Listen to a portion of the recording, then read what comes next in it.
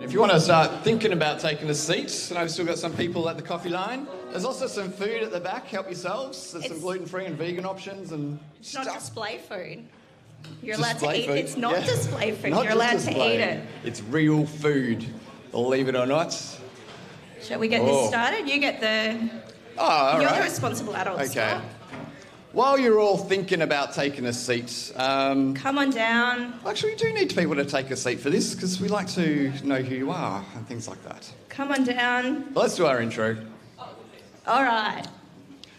To be frank, I would have to change my name because my name is Scott.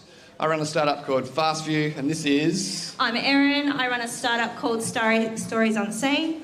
And we have the lovely Nina shepherding our guests down to the front of the stage. And she runs an amazing startup called Made Up, and she's modelling one of her creations today. The dress. She does dresses, unless you're wondering. There's no creation on her head or anything crazy. And Dave is unfortunately unable to join us today. Yeah, he's in the UK and he'll be there until Feb. So, indeed. Anyway, we're all startup founders and we started Morning Startup. And I just want to make an honourable mention. We've got a very special guest in the crowd today.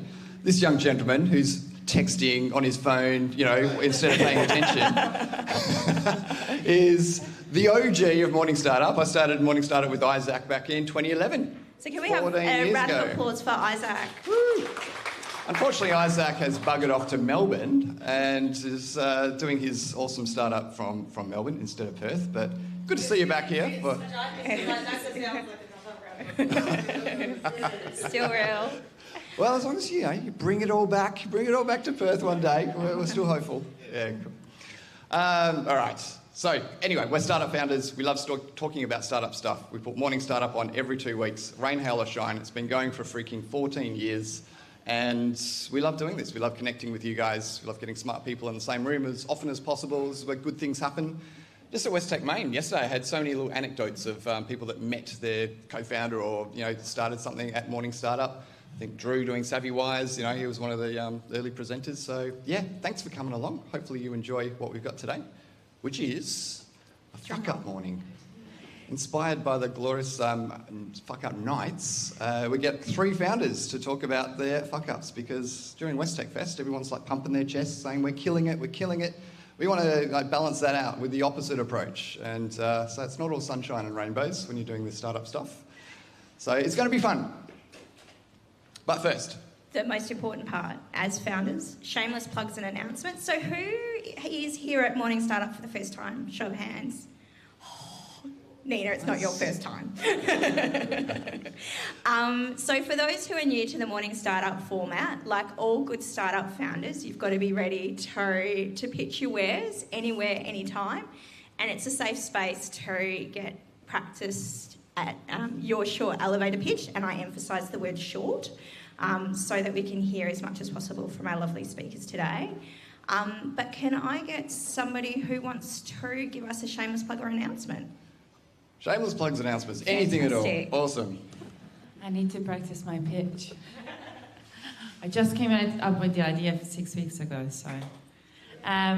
So basically, Highwin is a social live commerce platform that leans into a decentralized economy by enabling business owners to get their product from 0 to 1 by running competitions. People can enter the competition by entering $1 or following them on social media, sign up to their newsletter or watch a video about the founder. And we pack it with a lot of value back to the customers so they're tracking towards guaranteed prize and they unlock discount codes with every game so they don't feel like they're losing money or they're gambling. Okay. Why ask for the community? Yep. Yes, validation. I've got I didn't bring my QR code. I've got a 5-minute survey that helps me with my validation and makes me look really good in front of VCs. All right. Thank you. Cool. That's how it's done. Who's next? All right. All right. Got Matt at the back as well. Cool. All right. I'm Sam Nelson, CEO of Pleiades. I'm an accountant, but basically that's sort of like I deal with environmental data, not the regular type of data. And you know how in your business you couldn't run it if you didn't have a general ledger that simplifies all that complexity. So we've come up with a general ledger for sustainability data based on international standards that scientists are using. So we've got a software that embodies that and allows organizations to report and meet the new requirements which are coming in this year. And what are you looking for? Customers? Like what sort of customers would use it? Is there anyone in this room that can help you out? What are you looking for? Well, I imagine you can come talk to me, but I'm trying to focus on construction in particular.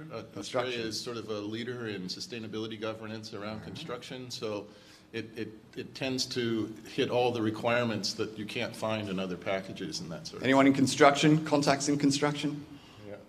But I also look at all those hands. Resources. I've done a lot in resources and industry. All right. Thanks, Sam. All right. Shameless plugs? Oh, yeah. Round of applause. Come on. Well done. Thanks, Guts. I'll come to the front. All right, my name's Wade. I'm a founder of Stop-Centric Technologies. I'm not sure any of you guys are from the mining world.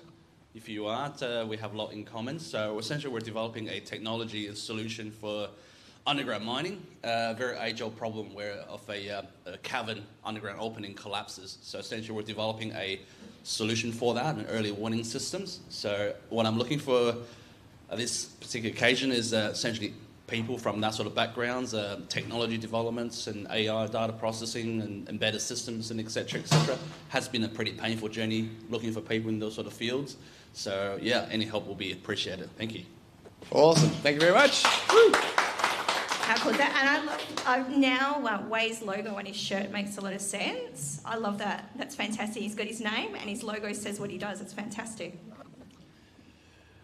Long time no see, Perth. Back since, 12 months ago, I think, when I drove over the Nullarbor to Sydney. So I'm back for this week.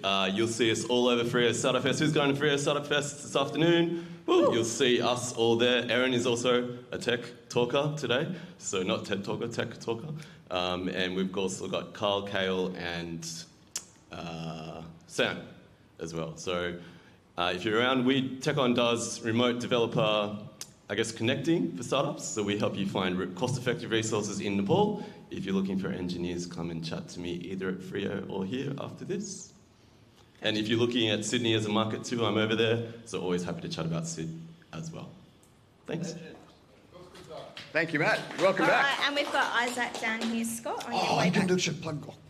Well, I just thought, there's a bunch of familiar faces. I saw Glenn from Beecham Group. So big shout out to Glenn because like Scott said, we started this 2011. Glenn came on as a sponsor, I don't know, 2013 or something like that. But Beecham Group support this man because he's absolutely supported the startup community. So I just want to give a big shout out to Glenn in particular because still here as well with even less hair than last time I remember. So my big announcement, I suppose, is that I'm still here. I started Tidy as a hobby all those years ago as well. I now employ, I'm not a big, I'm not a Canva or anything like that. I'm not VC. I'm not looking for VC funding or the West Tech Fest stuff at all. But I employ 10 people. I got recurring revenue. We're profitable. We're doing okay. And I just thought I'd,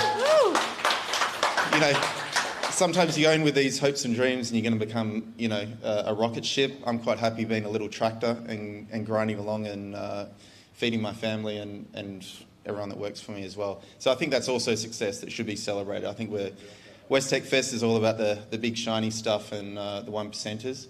But I think there's a whole nother world of really good companies that get built at that end as well. So thank you. And big shout out to these new crew running Morning Startup. Great, just have it still going. Legend. I couldn't have said it better myself. Absolutely. And everyone needs tractors. All right. Thank you so much. Any other shameless plugs before we move on? I think we do have to move on because we've got a tight schedule. They're going to kick us out at 9 sharp today. Founder Sundowner, so first Wednesday of every month, come along for Founder Sundowner, although it won't be in January because, no one will come. So see you in February for Founder Sundowner. Other side of nowhere, it's just a real casual hang with startup founders. And free pizza. And free pizza. And who likes watching live streams? If you do, check out perthvideo.com.au. Go to Morning Startup Perth and you can tune into the live stream of Morning Startup every 2 weeks. All the past recordings are also made available. Thank you, perthvideo.com.au for streaming all of this. If you need live streaming services, definitely check them out. They're amazing. Ammo Marketing. So Ammo, check out their We've Got Growth podcast. I believe they were recording it yesterday at West Tech Main, weren't they? Yeah, they do. Ammo have been a long supporter of the startup community and specialise in growth marketing for startups. Indeed. So we're all volunteers, by the way, but doing this is, costs money. So this is why we have some sponsors to pay our meetup fees, pay for food, pay for coffee, all of that sort of stuff. Beecham. He's already had a shameless plug. Should we give him a second one? He gets like 30 All right, we get Glenn's 30-second tip for hiring. I'll do one. I can't do it in a second, but I'll do it in 10. How's that? All right. All right. Okay, so very, very quickly, and I'm just going to pick on AI because it seems to be everyone's favourite subject at the moment. So pick away. Be mindful about kind of being lazy about how you go and do your hiring. One of the things is specifically around hiring people from your competitors. So it's a nice, easy win. They know your space. You may or may not have worked with them before. But the real tell for you, and whether or not you're hiring someone on a contract or on a full-time permanent basis, is whether or not you think they're going to last for 12 months. So if you can't look at someone and think that they're going to be here for the long term, i.e. it's going to be a balance sheet play for you versus a P&L play, super duper important. So as long as they follow that process, they meet your standards and expectations and so on and so forth, then go ahead and proceed. But don't hire someone because they've come from your competitor and you think it's a nice, easy win. It's not. It's probably going to be a lazy one for you. Good tip. Nice one. Thanks, Glenn. All right. All right. Purpose Ventures. I think we saw them again up on stage, Westfest Tech, yesterday. Got all the words today. It's such a great acronym, isn't it? WTF sounds much easier on the tongue than West Tech Fest. We're up on the stage yesterday, so Purpose Ventures, the joke that we always say is if you want to think that you're VC funded, the coffees that you've had today are provided by Purpose Ventures, so congratulations, your startup is now VC funded. Yes, nice. And Everest Engineering, is Tom in the room? There he is. But Dusty, you were at the Bird last night as well, weren't you? So he physically supports the startup community. So if you don't know, Everest Engineering can help you out with developers as well. So they're a sponsor, and same as TechOn, they were a sponsor previously. So if you want developers, and check out Tom, check out Matt, and get around it. They can help you out with good, cost-effective developers and manage it all from here in Australia. So thank you very much, Everest. You are supplying the food at the back, so please help yourselves. We'll have half an hour of networking, hopefully, at the end of this. So, enjoy. All right, we're in the beautiful venue provided by Space Cubes. So if you're looking for a co-working space, Space Cubed offer multiple sites across Perth and the eastern states as well. So check them out. All of the different spaces attract different types of founders. Startup news, if you're keen to be hooked into what's happening in the startup ecosystem, sign up, check it out. Startup WA, amazing representation for the startup community in Western Australia, advocating for all kinds of cool things, and I believe they're kicking us off next year. Yep, they are. And Plus8 is one of many accelerator programs in Western Australia run by Space Cubed. Absolutely. So get around it. Also, startup news. If you've got a startup story and you want to make it easy for these guys to put up content, like submit it. Submit your startup story. They'll hopefully send a journo out to your place and do a story on you. We need more startup news. Sweet. This is really cool. If you scan the QR code, there's a little AI thing that you can chat with to direct you to the best program for your particular startup in WA. So there's a whole bunch of programs for agriculture, for cyber, all sorts of things. Get around it. This is put together by the fine folks at Meshpoints and, can direct you to the right place. Yeah, all kinds of support available. There's some phones still going. Cool. All right.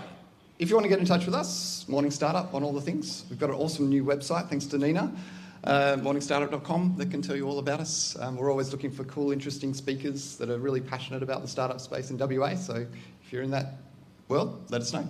And join us on Slack. We're still trying to make Slack happen. What we know, is yes, we are still trying to make Slack happen, because what we're really mindful of for founders is the spaces in between. So we're really keen to see Slack emerge as a supportive place. So if you're looking for something from the community, you want to spruik your wares, spruik your events, it's the place to go. Absolutely. So scan it, or go to Slack Morning Startup, or scan the QR code, join our Slack group. If you've got a question for any of the presenters today, put it in Slack, that'd be cool. I think we're going to do questions at the end as well, so that'll be a nice way to collect it and get involved with the startup community. There we go. Who knows this guy? He's been around a little bit. So this is the last Morning Startup event for the year. We're finishing off, and then also January we don't have any events. This is the first one. It's going to be on February 4th, and they've got some cool announcements. Who knows about Meshpoints? A few people? Okay. It feels like there's going to be a test at the end, doesn't there? All right, well, they've got some new funding from Lottery West, which is awesome. I think Nate announced a lot of this yesterday, so I'm not saying anything I shouldn't be saying. I don't think this got mentioned. Nate mentioned part of it, but Okay. yeah. So I think we're getting into the, this is getting into the details. I think Nate alluded to this. Okay. And this is the, this event is specifically for people who are in the ecosystem looking for, who have got cool projects that could be funded. Yep, it's going to be fun. So come along. It's a bit secret Santa Panda stuff at the moment, but yeah, it's going to be a fun event, and there'll be a little workshop afterwards, so that'll kick us off on February 4th. Look out for the news. And that is the formalities done. The formalities. Yeah. Sweet. It doesn't get any All right. better, does it? I was trying to leave it for Scott to do the dad jokes, but like, you've got to pitch in sometimes, don't you? All right, I think that's it for us. We're going to shut up and sit down, but we have an awesome event. We've got 3 amazing founders that have been doing very cool things out of WA, but it's, as I said before, it's not all sunshine and rainbows, so they are going to talk about their fuck-ups today. I think we decided on the order, we're going to put Richard and then David, and then we're going to finish out with Genevieve from the Vault. So please make him welcome Richard Forshaw, the CTO of Instatrack. Woo! Thank you. I'll put your slide back up. There's your clicker. Thanks very much. I used to be on that side, sitting down with you guys, so it's really cool to be up here in front of you guys now. I really like these events because, you know, we learn a lot through our everyday experiences, but that only gets us so far. I think having events like this and learning from your mistakes, those are where we can get really some of our biggest wins and biggest lessons. So I'm really grateful to be up here to share my screw-ups with you today. Speaking of lessons, anyone know what this is? Does anyone know why it's called WD-40? Yeah, so for those who don't, WD stands for water displacement, and 40 stands for Formula 40. So what actually happened was they failed 39 times. So if anyone's on their 39th failure, don't worry, success is just around the corner. Just pick up a can of WD-40. I work with Instatrack, their on-demand delivery tech delivery platform, based here in Perth, doing really well, going for about 9 years now. And one of the projects that we did recently was we were doing some updates to our system, and one of the things that we wanted to improve was the invoices. So on the left we had our old invoice, which looks a little bit naff, and we just said, oh, we're just going to refresh our invoice, make it a little bit nice, put a little bit more information on there.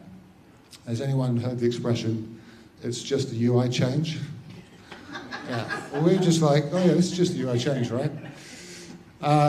It wasn't exactly a UI change. We also wanted to give some more information to our customers, put some line items on there, but we'd actually done some work just before that, which overlapped with this. We thought, oh, that'll make it easy. So no problems, right?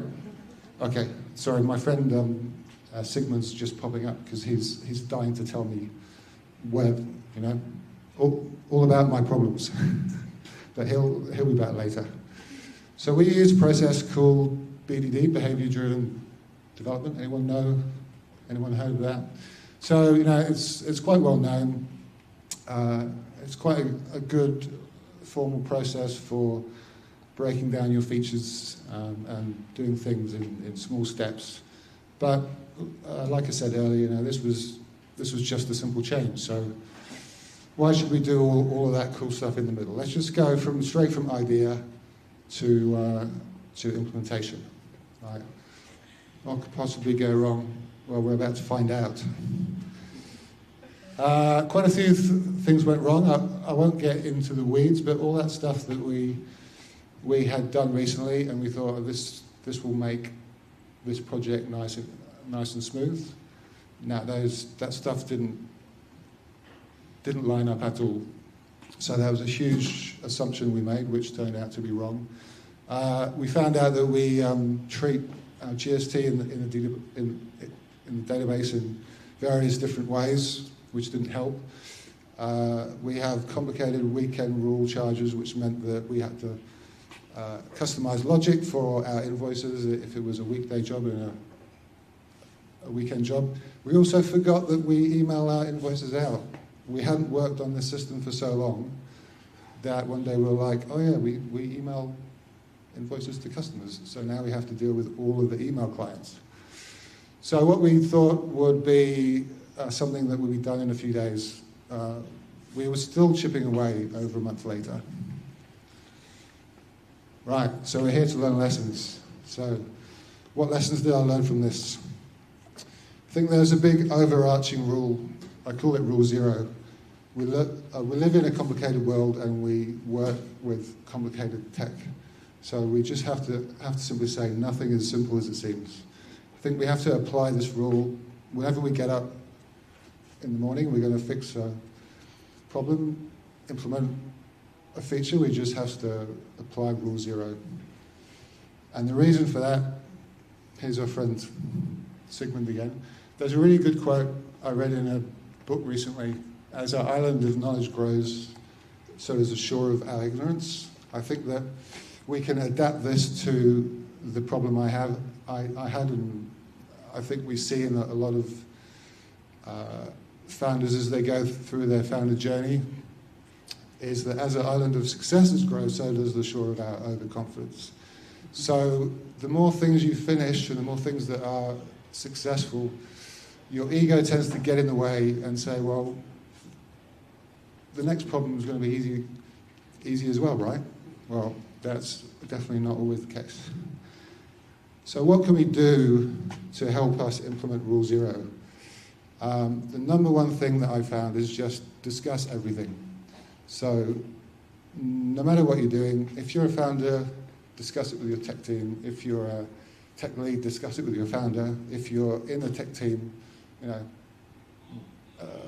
whatever you have to do, just make sure it's discussed with somebody. Discussing things can really just unlock secret compartments in our brains and can help us identify those edge cases that if we don't actually talk to anyone, they come back to bite us.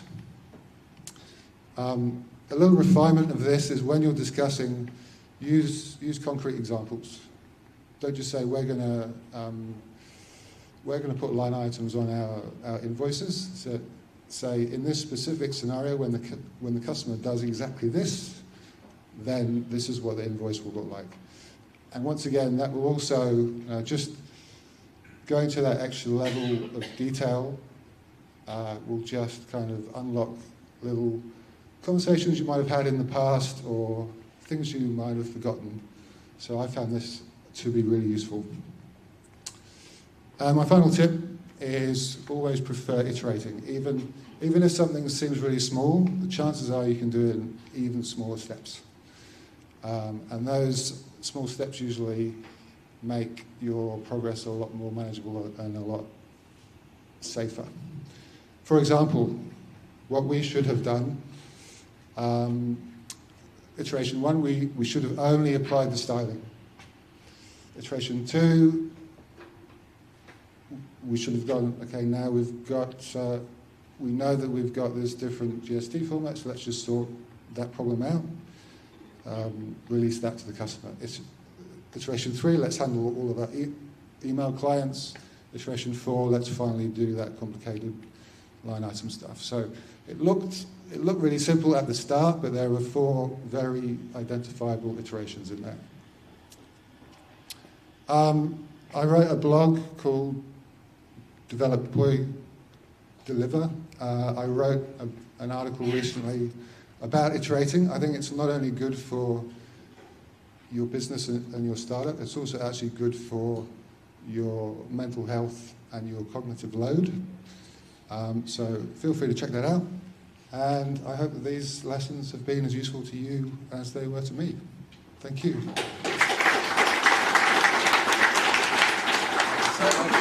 Legend. Thanks, Richard. Man, I couldn't agree more. Sometimes developing the simplest thing conceptually can just, you need to discuss it to the nth detail to work all the kinks out. All right, David, where are you? There you are. How you doing? Now, our next two speakers don't have any slides, so I'm just going to jump back to here, I think. Why not? Awesome. All right, so our next speaker is David Carbines, running a startup called Cogsflow. Please make him welcome.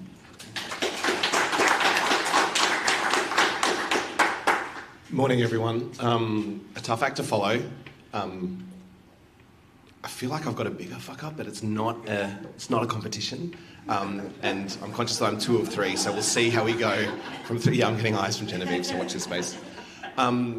Just as a disclaimer, I feel eminently qualified to share my fuck-ups with you, but I do so not from a position of I stubbed my toe and then I became a billionaire. Like, we're still halfway through the haircut. I can't tell you if my startup is going to be a comedy or a tragedy, and there's a greater than 0 chance that I'm here next year with an updated resume asking for a job from you folks. So we're still in the middle of it all.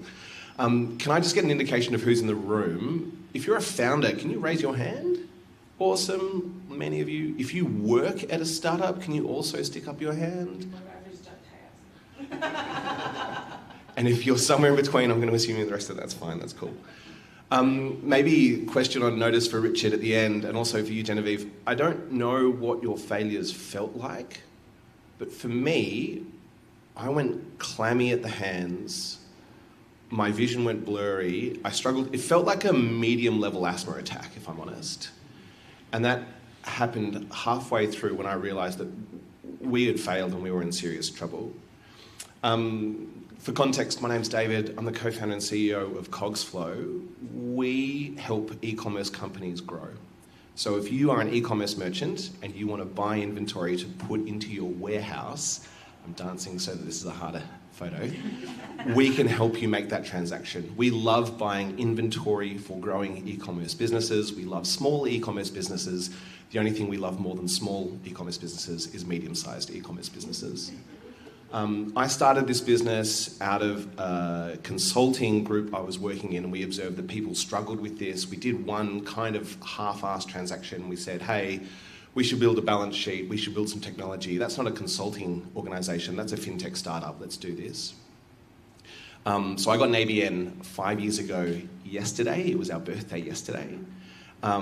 Within a month, we'd signed a customer. 2 weeks after that, we found some money and we were off to the races.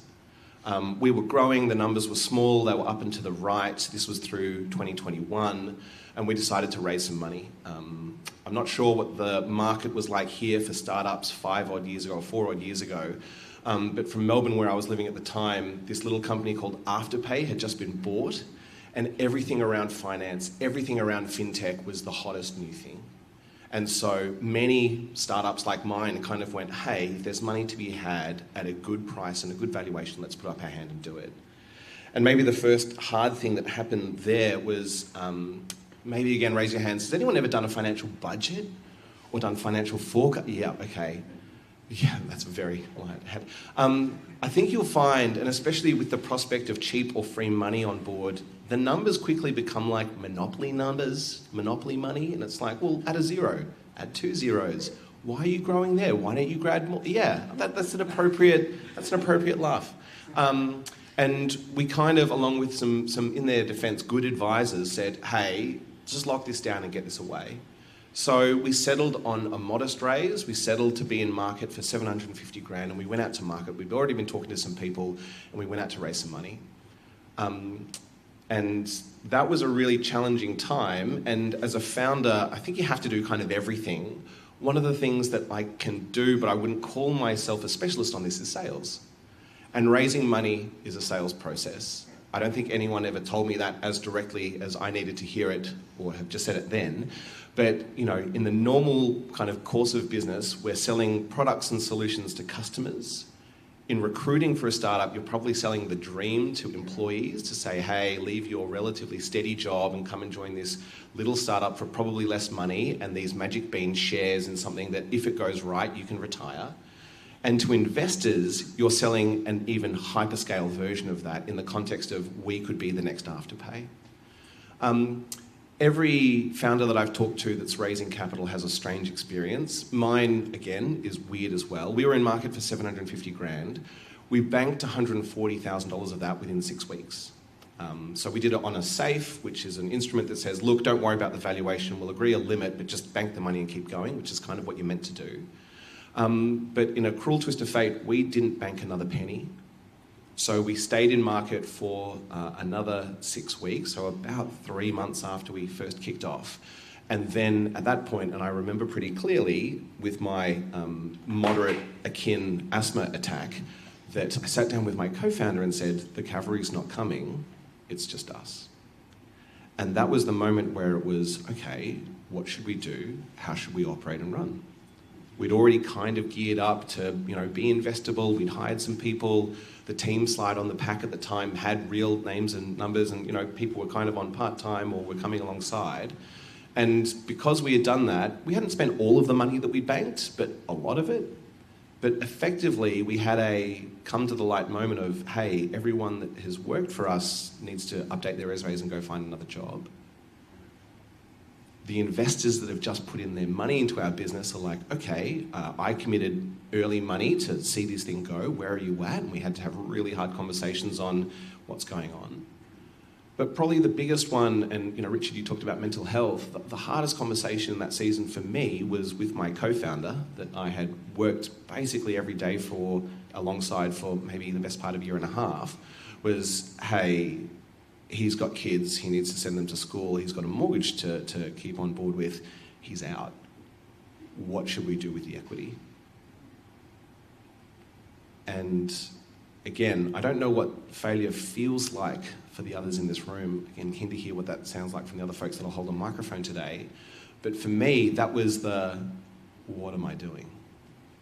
And I got a really good piece of advice from my advisor, Stuart, who was there at the time and said, hey, you've run pretty hard at this for this season. Knowing what you know now, would you buy this business if Cogsflow offered to sell to you? What would you pay for it? What's it worth? Which is both really great, but also really humbling. Didn't have any tech.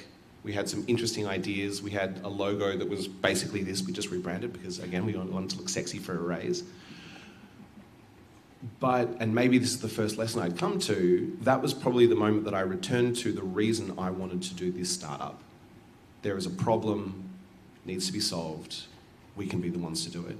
I could be the one to do it. Could I lead that business? Again, this is not a success story and I'm not buying any islands right now, but I would say I moved from Melbourne to Perth alongside that time, and correlation, causation, but the business has kind of been up and to the right since then. Again, we're still figuring that out. Special thanks to Space Cubed, the venue, +8, the program that I think was on screen earlier, and the amazing startup community that's here. But if I got to the own lessons that I can ask people to drive away from this, I was reminded talking to another person that's in the credit business is all startups have bumps and bruises. The truly disabling ones are the ones that are fatal and make you not keep going. And sometimes that's because you can't, but mostly they're self-inflicted. And so this founders, and my encouragement to everyone in the room is learn the right lessons in the right measure at the right time and keep going from there.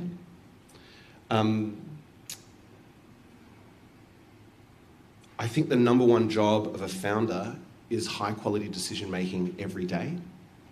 And that is deliberately ambiguous, and I'm sorry that's not immediately implementable, but it's kind of true on everything from playing golf with investors to getting to the third decimal point of precision or just getting across a UI change or thinking about GST or whatever that is.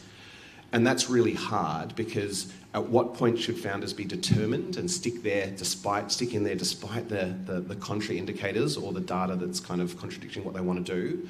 And what times should they pivot quickly and try and do something else? And the short answer is no one can really tell you that. You only know that in retrospect, so do the best you can and make high quality decisions all the time. One of the things that's been helpful for me along the way is running offense and running defense. So as a founder, what's truly growing the business by gathering new resources or opening up things for us and our team to kind of make happen? And what are the other things that just kind of need to be done, and, you know, file your taxes, and it's not really value add, but it's still really important that you sign that off. But perhaps more than that, and thinking about short-term and long-term is, and with the benefit of a birthday yesterday, it's what are the things that you can do that will compound? Because for most folks, I hope and pray that you will blink and that you will celebrate a birthday and be years older than you are right now. What are the things that you can do now that you will say, thank you past me for doing that? And as a tangible example of this, we send out monthly emails to folks that have given us money. That distributions list is about 100, and there are people there that are interested in us. There are other people on there that have contributed 6 figures to us. All of them love getting that. The open rate's higher than your average EDM, which I'm guessing you'd hope so if you're an investor. But whenever I talk to them individually, they always reference what's in there. They always say, I loved your last update, tell me more about whatever's going on there. And maybe the last lesson I'd ask everyone to consider is like remembering why you're doing the startup. There will be identical tasks that different people will do and experience differently. For some, it will be heavenly and pleasurable and energizing, and you'll want to keep going. And for others, it will be sapping and humiliating and frustrating, and why am I doing this? The thing that will change is you. You know, filing BAS or doing your tasks won't change, or whatever it is. Your momentum will change, you will change, and making sure that you're leveraging your time for the best thing along the way will be really helpful, even if you're capital raising. Thanks, everyone.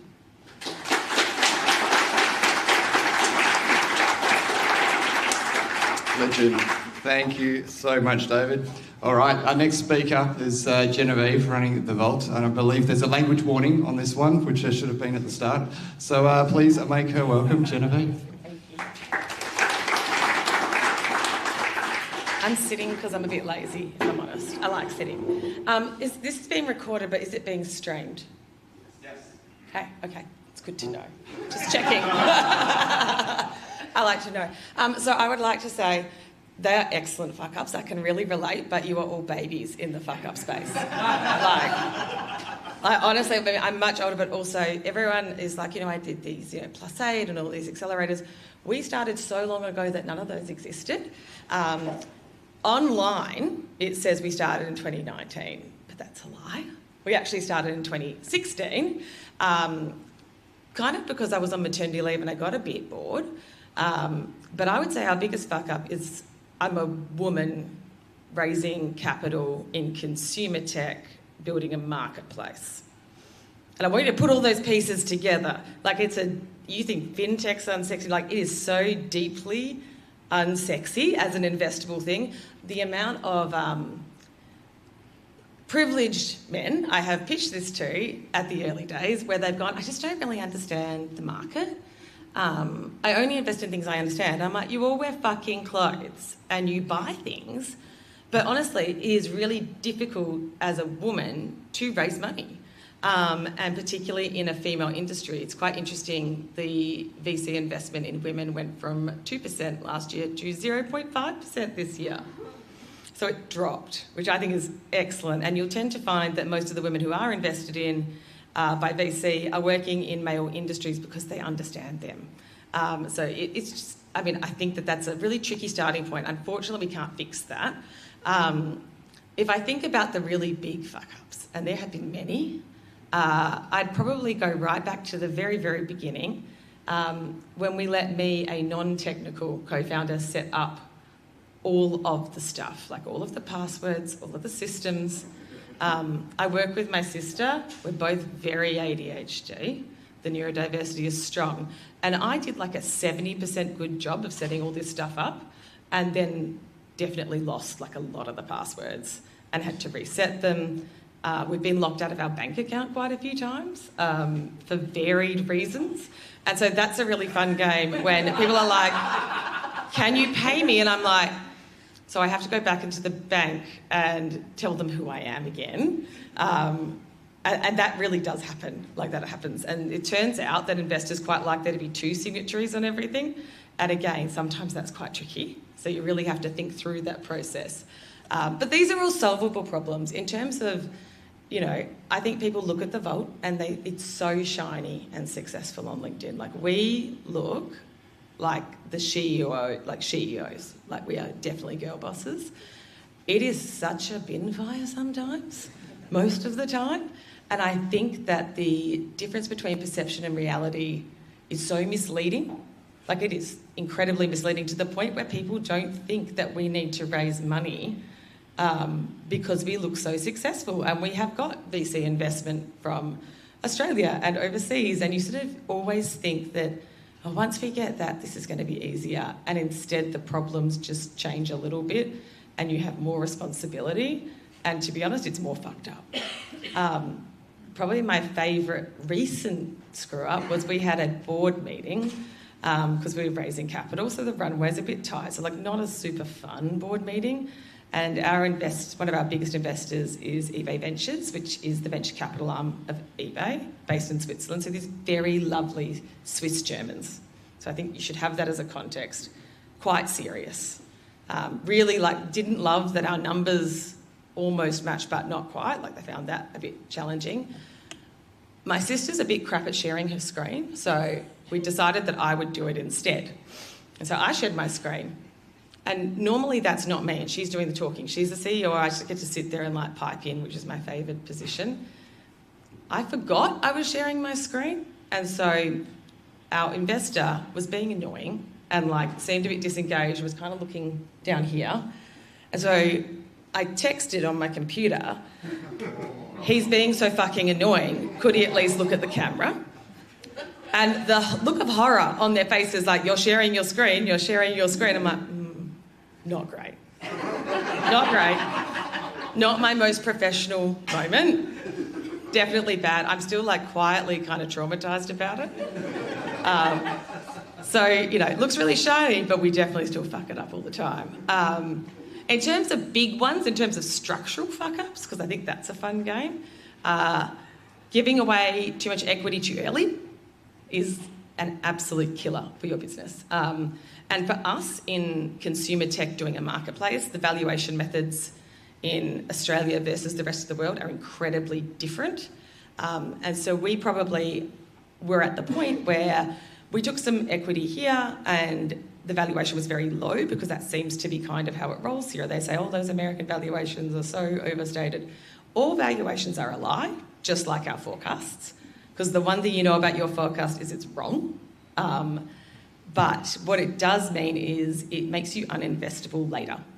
And that is a lesson we have definitely learned. You can fix it, but it's not very fun emailing your investors, be like, so we're going to need to give ourselves more equity and give you nothing and dilute you. I hope that's okay. And that's a pretty hard conversation, even though it's in their interests, you know. And I think that I'm really hopeful that the community of investors here is getting a bit more aspirational. I don't want a 10x. You know, we're not in this game, and our probably model doesn't work at a small scale. We literally make no money if we are not scaling. In terms of other fuckers, let me think. Probably another one is we used our best name for the part of the business that is probably more public, but is like, it's the wrong bit. We really like fucked up and used the vault on the rental marketplace when that's the smaller part of what we do. How many of you know what we do other than the rental marketplace? Yeah, see, it's a bit of a worry, right? So we do the dress hire. That's like absolutely a really important part of our business. But the reason that we had to do that is because the wealthy men that we were pitching to didn't believe clothing could be a sort of asset, a sort of value-generating asset. Because our big vision is really about integrating traditional retail through to the circular economy, a bit like Spotify, trying to pay a royalty stream back to creatives and change the revenue structure of clothing and consumer goods. But we sort of use, and you know, it's built on the blockchain. It's a digital asset register. And if you think about it, the Vault's a really fucking great name for a digital asset register. Unfortunately, we've used it for a high-end designer rental marketplace, and we can't really flip that now. So Seamless is now your digital asset register, because we really just had to pivot our expectations, I think, a little bit about what that was. So I think just think about what you're doing. probably also our business model. At one point last year, I was talking to my sister, I'm like, did we accidentally build a not-for-profit for eBay? Like, is that what we've done by accident? And we haven't. We sort of like sat down, we're like, no, we definitely haven't done that, but we really did think we had at one point. So just making sure you understand where you fit, because sometimes, eBay's an amazing investor because they are strategically important. They're also an exit strategy. Like, I can be bought for like not even a very high number. But at the same time, they have a corporate interest as well. So there's a tension there. And so it's probably only recently we got Artesian's Female Founders Fund to come on, and they've been amazing because it's probably the first real VC we've had in the sense that they don't have a vested interest. And so just making sure you segregate your interest from theirs is really important. But probably the single biggest piece of advice is choose your co-founders really carefully, and choose your investors really carefully. It is a marriage, and divorcing is very, very hard. I told my husband after we went through a co-founder exit that I would have an affair and not divorce him, and I hope that that was okay, because it was so deeply stressful. And, there's a reason that we had to, it's ups and downs. It's really hard. We had to pause. And where it ends up when it's really bad is in court and sitting and trying to make other people decide the future of your company, and that's really not fun. At that point, it got so bad, I was like, I'm going to have a Valium and a wine and just have a minute and remember that a second-hand dress never killed anyone. And that, moment of clarity is really important. My background's actually in political science and ice skating, just because I think all brunette co-founders from Perth should be ice skaters. I think that's the winning combination, not kite surfing. I'm really trying to propagate that idea. But I think it is really difficult and it's hard and you will mess it up pretty much all the time. And we've nearly signed very rough deals that would have killed the company. We have had so many sliding door moments. We describe ourselves as cockroach founders because basically, anyone rational would give up. Anyone logically would not do this. But at the same time, it kind of ruins you for a normal job. So that makes it quite hard. I forgot. As you can tell, the ADHD is jumping. So my background is political science, but my PhD was actually in the psychology of decision-making and narcissism in North Korea and nuclear weapons. Seriously, that is what my PhD is in. So everyone's like, is it in sustainability? I'm like, well, North Korean fashion is really sustainable. You can have that suit or that suit and that's it. So no choice. But I think understanding that there are links between everything, it is all about decision-making. I think you're absolutely right. But it's also about white-knuckling it a bit, to be honest. It's a bit like when, I don't know, how many people have kids? Yeah, good. That means that you understand. It's a bit like when you have your first baby and it's really fucked and it's really hard. And your friend goes, I know, it's the same. I have a dog. And you're like, it's not the same. It's similar, but a bit different, and they don't understand. So people with a normal job don't understand. And so you need to lean into the community, and that's something that we probably forgot to do for a while, and it's really lonely. I was lucky. Isaac is one of my oldest friends, and so occasionally I'll be like, it's really fucked, isn't it? And he'll go, yes, it is. Yes, it is really fucked. And so I think that there's a value in understanding that the people around you, in spite of the shininess on LinkedIn, have probably screwed up as many times as you have, probably more. My sister's favourite story about her biggest fuck-up is not a vault story, and that's excellent because she worked in hedge funds. I was working in sustainability at uni and telling everyone about how much we were burning the world down, which was very fun, and I got to really sit on my high horse of morality. And she was working at a hedge fund pre-GFC. So, she's not building anything of value, is what I used to tell her. She lost $500 million in a day. So we can't fuck up that badly. It's a good leveller. We can't do that. But I think it is also remembering that when you're trying to do big transformational things, it is hard. And you are trying to convince people of hard things. probably another thing, a misconception more than a fuck up is I was really upset when someone else launched the same product as us. Like, I was like, oh my God, we're going to have to pivot, we're going to have to change. And that's actually not true. You need competitors. If you don't have competitors, it might be a shit idea.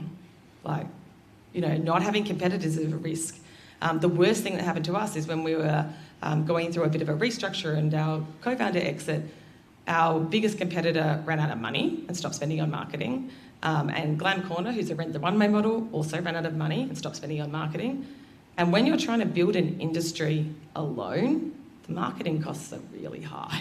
So it was like a perfect storm for us. Like, I would encourage you to talk to your competitors. They might acquire you, or they might have a similar problem. You know, like, they're probably your best source of support and also understanding. You know, people told us we were giving away the company when we talked to eBay, but that was absolutely not the case. Like, I think you need to recognise that having competitors is a security blanket. Investors like that. And yeah, they're probably my biggest fuck ups. But definitely the messaging on the screen was not great. I still think about that. And now I'm like, Jow doesn't like me. I don't know why. And Bendit's like, there's a reason. Thank you. All right, I'll invite, if you want to stay up, we've got time for a few quick questions. If we invite our two other founders to the stage. Thank you so much, guys. Just the bravery it takes to sit here and go through the shopping list of fuck-ups that we all go through. How many of you guys resonated with at least one or all of those fuck-ups? Yeah, cool. Does anyone have any questions? Oh, I forgot one. Oh, this is my favourite one. I actually forgot, sorry. And I'm so glad that you didn't do slides because it made me look less unprepared. I did Pitch at Palace. Did anyone do Pitch at Palace? No. Pitch at Palace was Prince Andrew's baby. And as the Epstein scandal blew up, we were in the finals and it happened to be in Perth. And so we're pitching for Prince Andrew as the media is chasing him around Perth. And my sister's ringing me being like, pull out. You need to pull out. Like, you need to not do this. And I was like, we can't pull out. Like, he's right here. I should have definitely pulled out. It was not ideal. So for those of you who, you can look those photos up. It's a really great thing to have on your resume, is like a pedophilic royal supporting your startup. Oh, wow. Yeah, round of applause for that one. Any questions? No, you're all just like, whoa. Do you think that there's any problems that are, or fuck-ups that are a point of no return or unfixable?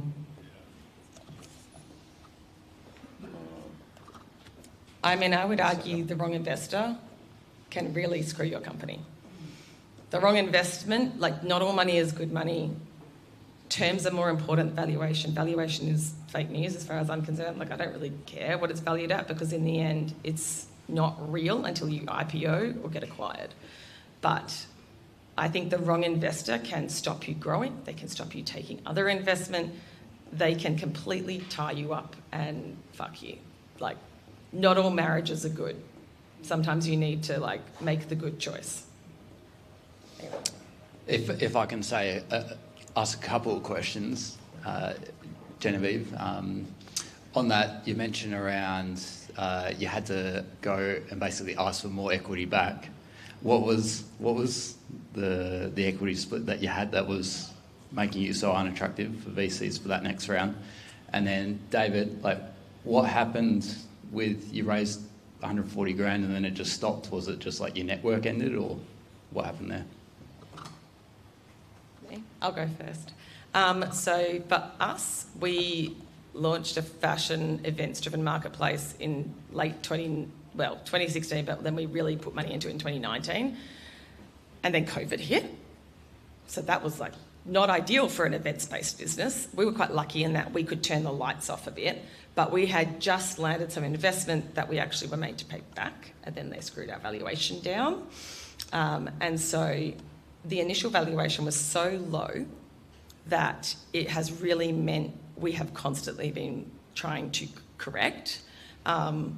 And we still get told our valuation is overstated. And like, to be honest, there's someone in the US who operates only the marketplace, so not the whole part of our business, only in New York, and does a sixth of our traffic, who's raised on 100 million. So it's very hard to rationalise. Overseas, they want you to have at least 40%, co-founders have to own at least 40% of the equity to be investable. And so it's very easy to fall below that, particularly if you exit a co-founder. You've got to be really careful. And the investors, look, we're going to have to really have that hard conversation, but we've been lucky with some of our really great, like we met Lars from Google Maps, who invested in us earlier this year. And he, like, you know, we were having a drink and he's like, we've got to fix the cap table. Like, I'll invest, but like, we're going to have some rough conversations. So we leveraged our other investors to have some of those conversations. It's in no one's interest for you to die, right? Like, that's one thing about equity versus debt, which we had a lovely, funny debate on, is it is a marriage, right? Like, if we fail, you fail, you know? And VCs are also startups. That's something I learned as well. They're also raising money and have investors they're responsible to. So them fucking you fucks them. I don't know if that helps. Yeah, every founder has a crazy capital raise story. Again, I was at dinner last night and the founder I was talking next to has 6 billionaires on their cap table. So their capital raise experience and saying, hey folks, I need more money, this is what I'm thinking, what do you think? Like, their teams can execute that over WhatsApp. That's fake. That's like, not fake as in, it's unfair. And I think that's the thing, like, we're on the same playing field, but you've got professional athletes that are taking steroids alongside, you know, under sixes that are just trying to, like, figure out where the cones are. And that's the, like, everyone is running their own race. Like, FOMO is helpful to an extent, not really just put your head down and raise it and run a nice business. So we raise on WhatsApp as well, and the music just stopped. Like, I'm not talking to billionaires, I'm talking to people like me and people like me that rate me that still cut small checks and said, hey, I back you, let's do this, what have you got, what's next?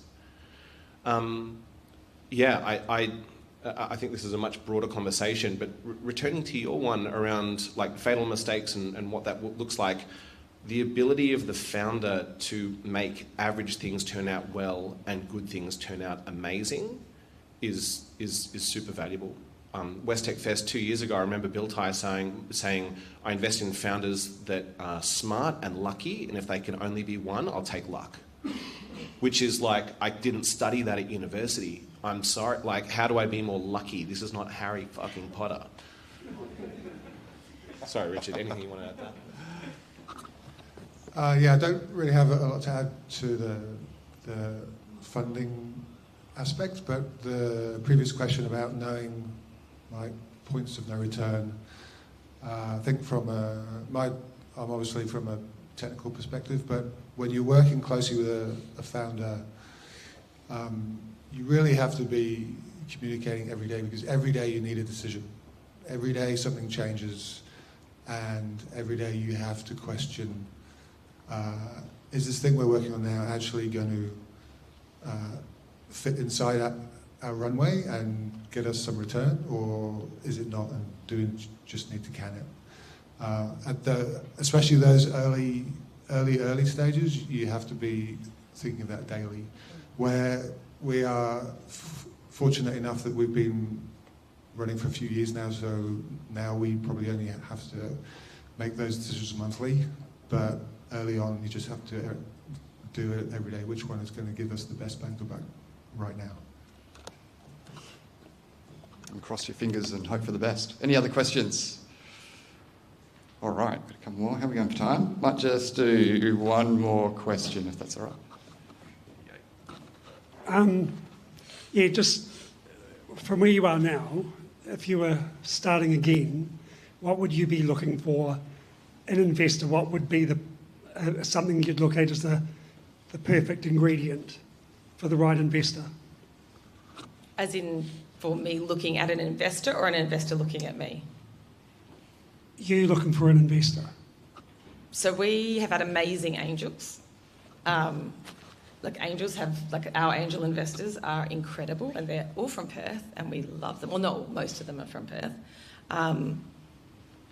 Someone you can be really honest with, and you can be like, they need to know that the shininess is a bit of a veneer, and you do it for many reasons. But like, we've called our investors and cried like a lot here and there. Like, they see you at your worst, and you know, when that investment got pulled back, we rang the angels who'd backed us, and they pulled money together to keep us going. So I think there's a level of trust and commitment, and I like the idea also, to be honest, angels are excellent because they can make decisions for themselves.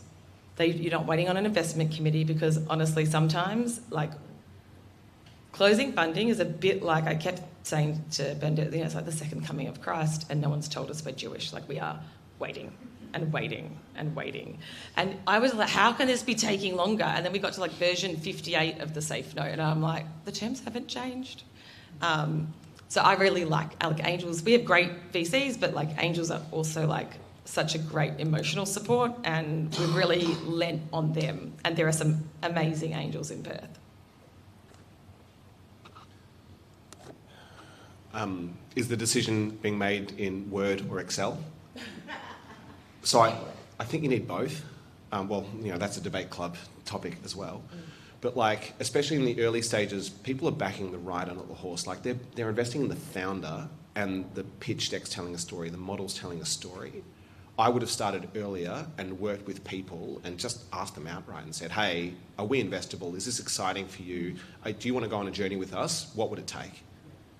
I joke that the two things that equip me to do my job is studying music at university, because everything's a performance, and asking out a lot of people as a teenager and not taking rejection personally. Yeah, like being more focused on that and just not assuming that it would happen for me, like actually being directive and saying, you know, you asked like what happened, what stopped. I got to the end of my list. Like, who are all the investors that we've been talking to? Who are all the people that are able to write checks and support us and back us? There's no one else at the bottom of that list. Okay, let's call it. Like, bring on a little asthma attack and keep moving. Medium asthma attack and keep moving. I think, so I don't have any direct experience with that, but with the founders that I have met, I mean, what these guys said, you really have to treat it like a marriage, and there has to be a lot of trust, and the best advice I've heard of the people I've met is to talk about failure right at the start. Right at freedom. Yeah, exactly.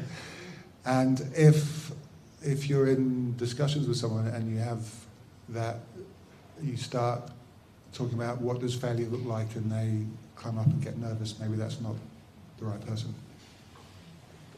I would also say one more thing, sorry, because I like to talk. Not paying yourself is also a real issue. You know, being a mother is the 24/7 unpaid job. Being a founder is quite similar. You can also mask issues in your business by pretending you're profitable or you're doing well.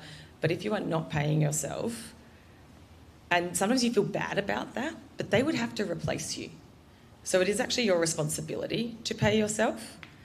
And that is something that I wish I'd got over much earlier and paid myself like much, not a stupid amount, but like, you can't be the lowest paid person in the company. And like, to be clear, we are still the lowest paid people in the company, but I would take that advice much earlier. I think that's a really great place to wrap it. Like, we talk about sustainability a lot in terms of carbon. I'd argue that founder sustainability is actually really important, the most important. And again, your mileage will vary according to how you're wired and what that looks like. But financial sustainability has to be a part of the discussion. As a core part of our product, we talk about keeping business risk on the business and keeping personal risk outside of it. We solve funding and financing for small businesses. You know, the number one competitor is do nothing. The number two rival solution for us is moving business risk onto the personal balance sheet. And we often say, look, you can do that, but when you go home and your partner or spouse asks, how's business going? What they've actually done is turn dinner time into a risk committee meeting, which I've worked a long day, this kind of sucks. And that spouse or partner has used different language to say, do we need to pull the kids out of school? Do we need to sell the house? Which, in a finance world, is just uncompensated risk. You can do that. It's a free economy, but if a bank was doing that, they'd ask for LMI, and that person should be paid tens of thousands of dollars. Just don't do it. It's a terrible idea. You're like, don't do that. And people have asked us to guarantee investment with personal assets, and I'm like, I'm already not being paid really poorly. We have already put capital in, and now you want me to risk my house and my kids, and you have to draw the line. And I think sometimes if you need a cheerleader to be like, no, fuck that, we're not doing that, you need to call someone when you're thinking about signing away personal assets to guarantee. Because everyone loves the story of I remortgaged my house to run this business. No one tells the story of people who remortgaged their house and then it got sold and your business died, because that happens. So I just think respecting yourself as a founder and also your value is really important. I think that's a really good place to wrap. That's one of the reasons Morning Startup exists, is so that we can all connect and have someone on the end of the phone to, if we are putting a house on the line, you want to have that conversation with someone. So please thank these amazing founders.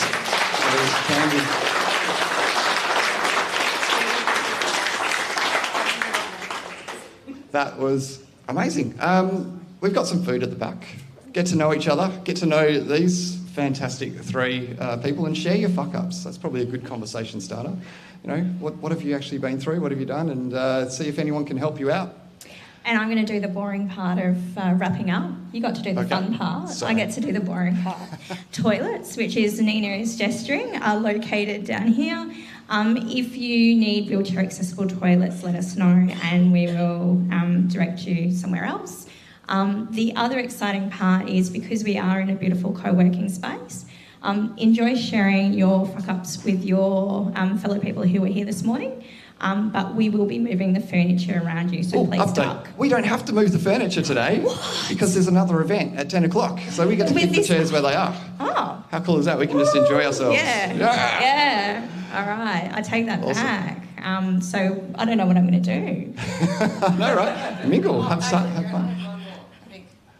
I've just seen Kay at the back, who, a lot of what she does is talk about founder welfare and founder mental health, and there are some really great people in the ecosystem, but Kay's definitely one of them. So I think take care of your mental health and each other, and just be aware there are people doing businesses in that space. There's lots of stuff happening, and if you do need a cheerleader to tell you not to sell your house, you can ring me and I will be like, fuck no, don't do it.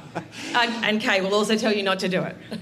Fantastic. Founder sustainability. Get around it, everyone. Actually, that's a nice little segue. You can check out the recording. Oh, gosh. Not this one. Of all of the previous speakers, including Kat. Yeah, that's right. You were a previous speaker at Morning Startup. So, go and check out Kay's talk. I think it's on YouTube. And, go and check it out. But look, that's enough from us.